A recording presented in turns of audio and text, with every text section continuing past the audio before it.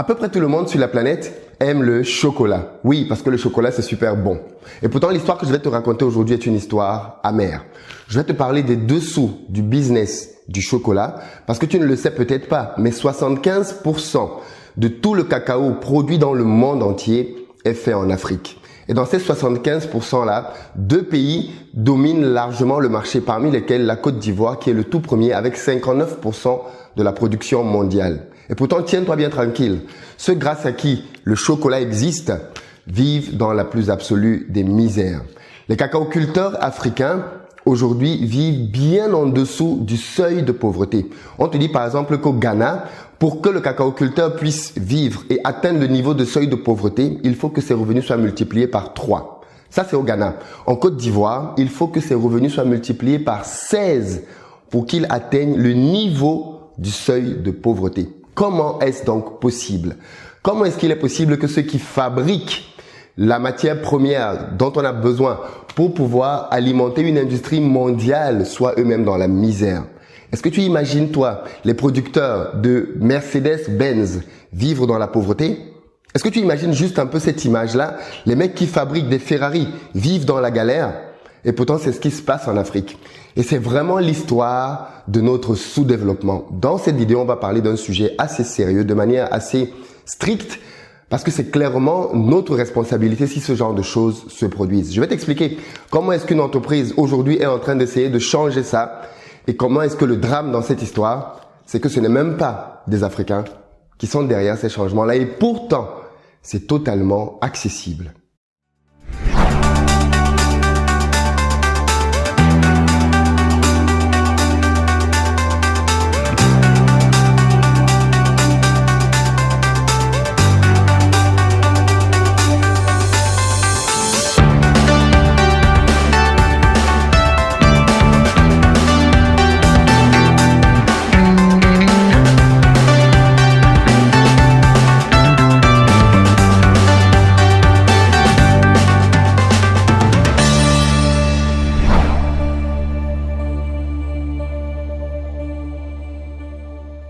Salut à toi et bienvenue sur ma chaîne, moi c'est Philippe Simo et ici je parle d'entrepreneuriat et d'investissement parce que je suis convaincu que ce sont les 2 piliers sur lesquels les Africains doivent s'appuyer pour faire émerger leur continent. Donc si toi aussi tu veux faire partie de cette belle aventure, 2 choses à faire. La première, abonne-toi à cette chaîne et active les notifications pour être informé de l'apparition de nos nombreuses vidéos business qui vont te donner du bon contenu comme celle-ci. Et puis la deuxième, va dans la barre de description, clique sur le lien pour recevoir gratuitement le petit livret que j'ai écrit intitulé 10 bonnes raisons de devenir entrepreneur. C'est un tout petit livret qui se lit rapidement et qui va te permettre de te bâtir un bon mindset pour t'aider à te lancer et à réussir dans les affaires. Alors aujourd'hui, je vais te parler de cacao. Je vais te parler d'une industrie qui est vraiment, qui se fait beaucoup d'argent et pourtant dans laquelle, une fois de plus, les Africains ne gagnent pas d'argent. Alors, mais je vais t'en parler aujourd'hui pour te montrer qu'il y a des opportunités dans ce business-là. Aujourd'hui, il y a dans le monde entier de plus en plus de business derrière les produits dits éco-responsables. Un produit éco-responsable, c'est un produit qui enrichit toute la chaîne. Parce qu'on s'est bien rendu compte que beaucoup d'industriels malhonnêtes font des business dans lesquels ils appauvrissent les personnes qui produisent ces richesses-là au détriment uniquement d'eux. C'est-à-dire, ils font des business dans lesquels ils sont les seuls à gagner de l'argent. Et donc aujourd'hui, la notion d'éco-responsable est une notion qui traduit le fait que le cultivateur, la personne qui est à la base, à la source même du business, gagne suffisamment bien sa vie grâce à ce business-là. Et donc du coup, ce type de business-là a clairement le vent en poupe. Et qu'est-ce qui se passe derrière donc le business du cacao? Ben, il se passe qu'aujourd'hui justement, de plus en plus de marques viennent, achètent du cacao à des prix normaux, accessibles aux cultivateurs et vont le transformer ailleurs dans le monde et disent on fait de l'éco-responsable parce qu'on achète le cacao à un prix juste par rapport à ce que les braqueurs peuvent faire.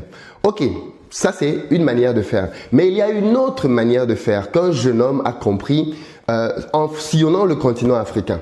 Il a sillonné le continent africain pendant de longues années et il s'est rendu compte qu'il y avait un vrai potentiel quand il a découvert le café produit en Afrique et qu'il en a consommé lui-même en se rendant compte que mais en fait ces gens-ci ont du café ici, ils le torréfient sur place et ils te permettent de le boire fait à l'ancienne. Il y a un vrai marché ici pour pouvoir faire ça de manière locale et envoyer ça en Occident. Et en poussant ces réflexions, il s'est rendu compte que c'était même peut-être plus simple de faire ça encore avec le cacao. pour le chocolat. Voilà comment est-ce qu'en 2013 est née une entreprise qui aujourd'hui est de plus en plus connue dans le secteur du cacao et du chocolat. Je parle de Fairafrix. Fairafrix, c'est une entreprise qui est née en 2013 suite à une levée de fonds sur Kickstarter de, tiens-toi tranquille, 15 000 euros. Oui, uniquement 15 000 euros ont suffi à lancer cette entreprise-là.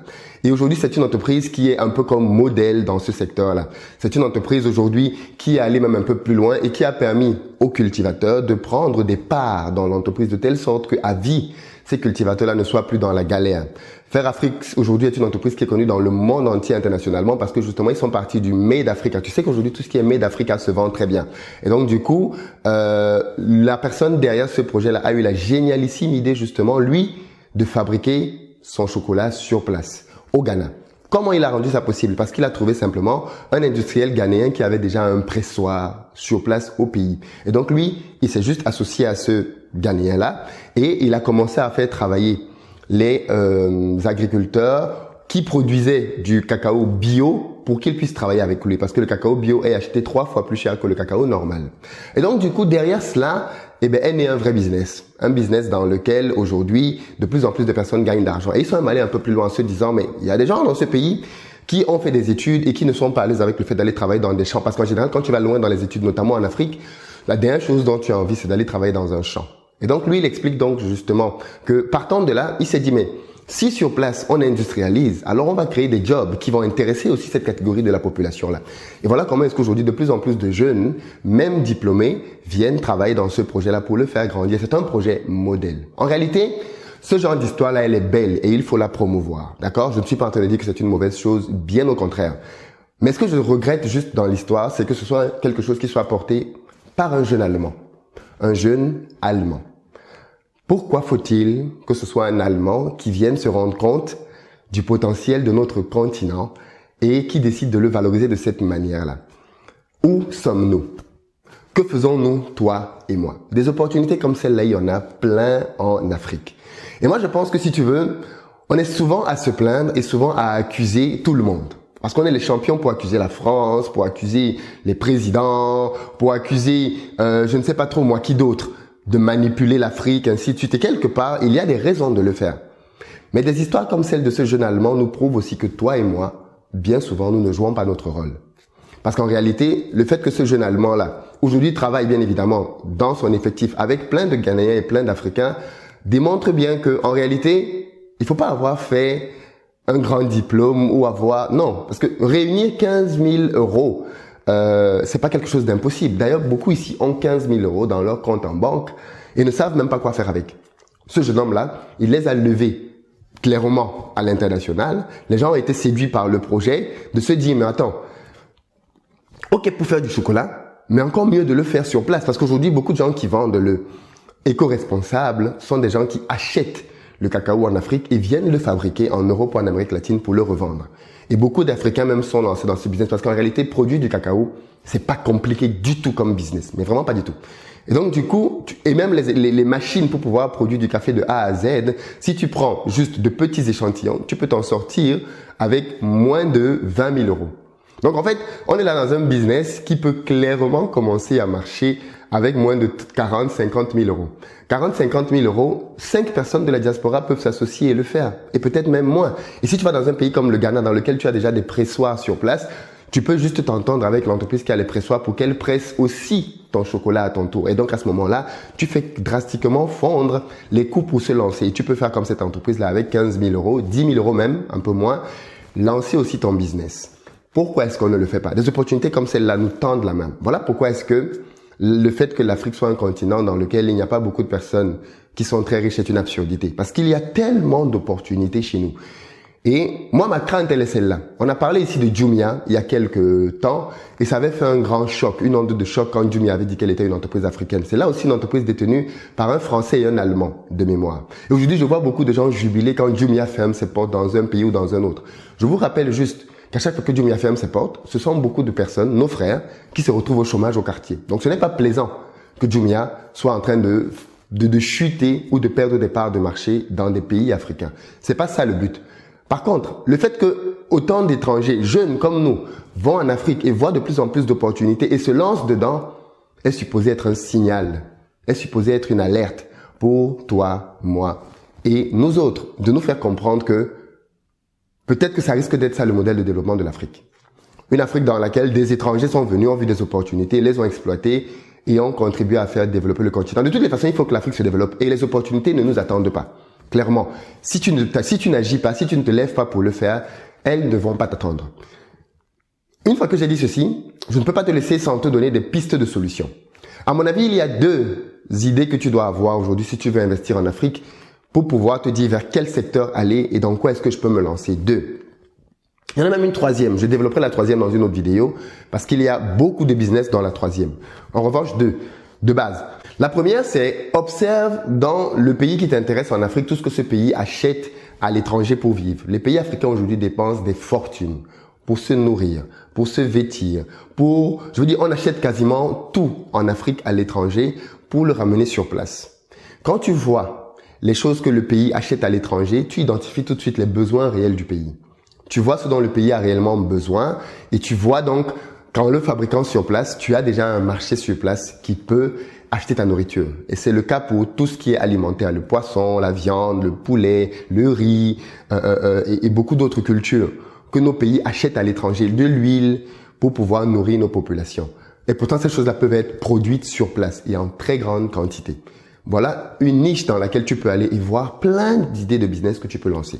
Et puis la deuxième idée, qui découle un peu de celle du cacao, c'est voir toutes les matières premières que l'on achète en Afrique et que l'on vient transformer dans le reste du monde.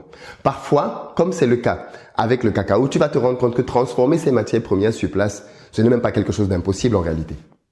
Toi, à ton niveau, si tu t'organises bien avec peut-être 2 ou 3 copains, vous pouvez créer une usine de transformation en Afrique qui va permettre de commencer à desservir une partie du marché local si c'est un besoin, un bien que les Africains consomment, ou alors simplement vendre ce bien-là à l'international. Moi, je ne suis pas d'accord avec ceux qui disent que le cacao et le café, ce sont des cultures coloniales. Non, non, non, non, non, non. Si c'était des cultures coloniales, alors ça devrait pousser en Europe ou en Amérique du Nord. Ça ne pousse pas là-bas. Le cacao et le café poussent en Afrique parce que ce sont des cultures africaines. Tout ce qui pousse sur ton sol t'appartient, clairement. Ce qui pousse chez toi, c'est ce qui t'appartient. Maintenant, stratégiquement, tu peux ne pas beaucoup manger quelque chose et c'est ce que beaucoup de Chinois font. Il y a des produits que les Chinois ne mangent pas beaucoup, mais qu'ils vendent à l'international de manière vraiment abondante. Eh bien, c'est ce qu'on devrait faire en réalité. Et pour moi, c'est la deuxième niche dans laquelle on devrait partir. Tous ces produits-là, et il y en a beaucoup, comme c'est le cas du cacao dont je t'ai parlé, et avant ça du café, et encore d'autres cultures comme ça, qui sont clairement produites en Afrique, mais que l'on sort du continent africain pour venir faire des transformations, parfois même basiques. On multiplie la valeur par beaucoup et on revient revendre ça en Afrique. Regarde à combien on vend une tablette de chocolat en Afrique, c'est hors de prix.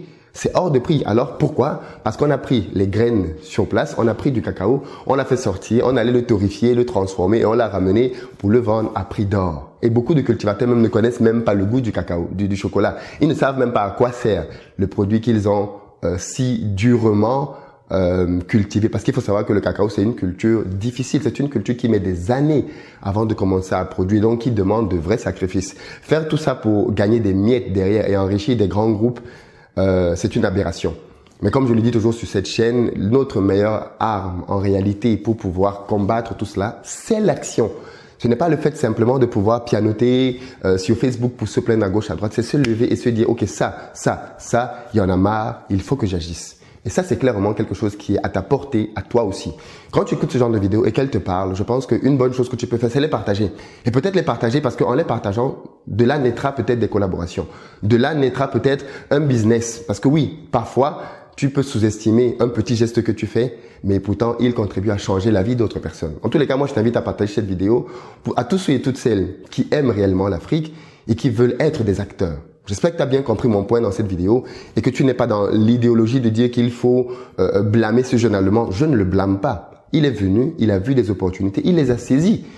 Tous les Africains qui quittent l'Afrique et qui vont en Occident vont là-bas pour chercher des opportunités. Et quand ils les trouvent, ils les saisissent aussi. Si tu es contre ce jeune Allemand, alors tu vas donc être d'accord avec le discours d'extrême droite qui dit qu'il faut chercher les Africains chez eux parce que les Africains viennent prendre la place des Français, des Anglais, des Allemands. Non, on est dans un monde aujourd'hui globalisé et cette globalisation-là doit se faire dans les deux sens. On ne peut pas vouloir uniquement que les Occidentaux viennent en Afrique, se servent comme ils veulent et quand quelques Africains viennent en Europe, on leur dit « rentrez chez vous ». Ça n'a pas de sens. Ça n'a clairement pas de sens. Si on veut qu'ils rentrent chez eux, alors ils doivent rentrer avec tout ce qui vient de leur continent aussi. Et ça, bien évidemment, personne ne va être d'accord avec ça. Donc du coup, c'est aussi à nous de nous lever et de comprendre les enjeux du monde dans lequel on vit et de devenir acteur de changement. Moi, je fais cette vidéo pour t'interpeller, toi qui regardes aujourd'hui, afin que tu te dises, mais je viens, que ce soit de manière directe ou indirecte, parce que tu es des îles, parce que je continue de dire ici que les gens, nos frères et sœurs qui sont dans les îles, ils sont arrivés par accident. La maison, c'est l'Afrique. Que tu sois des îles ou que tu sois du continent africain, mais il y a beaucoup de choses à faire à la maison. Il y a beaucoup de choses à faire à la maison. Et si tu suis cette chaîne, alors tu sais bien que constamment ici, je te donne des idées de business à lancer. Et dans quelques jours, je te ferai encore une autre vidéo dans laquelle je te partagerai des idées de business à lancer. D'ailleurs, ma prochaine journée de formation à Paris, ce sera le 28 mars.